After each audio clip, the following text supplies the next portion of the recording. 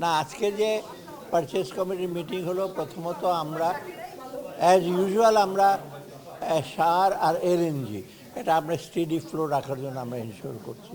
তার বাইরে আইটি সেক্টরে একটা প্রোগ্রাম ছিল খুব ইম্পর্টেন্ট, তথ্য প্রযুক্তি মন্ত্রণালয় একটা যে ডেটা সেন্টার করা, যে সোরটা ওটা ইমপ্রুভ করা, আর আপনার বস্ত্র পাট মন্ত্রণালয় কয়েকটা ছিল, এবং এলএনজি এটাই মেইন।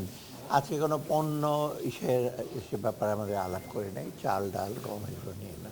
তো এটাই আর সেতু, ওদের দুইটা সেতু ছিল, ছোটো ছোটো সেতু মুন্সিগঞ্জের দিকে, ওগুলো এটা হলো মোটামুটি কথা আমাদের আছে।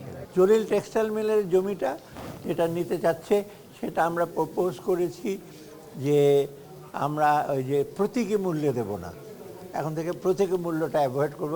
যারাই নিতে চায় অর্থ দিয়ে নেবে, কারণ প্রতীকী মূল্য দিলে যারা নিয়ে যায় তারাও ঠিক এটাকে ইউটিলাইজ করা। আর যেখানে 10 একরের জমি দরকার, প্রতীকী মূল্য হলো আমার 100 একর লাগবে, তো এটা আমরা বলেছি দেবো। যাদেরকে দেওয়ার বলছে ওদেরকে প্রপোজাল আসুক, যেটা সে আপনার ফিক্স করা হয়েছে ওরা দেবে। না, আজকে অনুমোদন দেওয়া হলো তাদেরকেই দেবো, কিন্তু ওই মূল্যটা নির্ধারণ সে প্রপোজালটা আসতে হবে আর কি।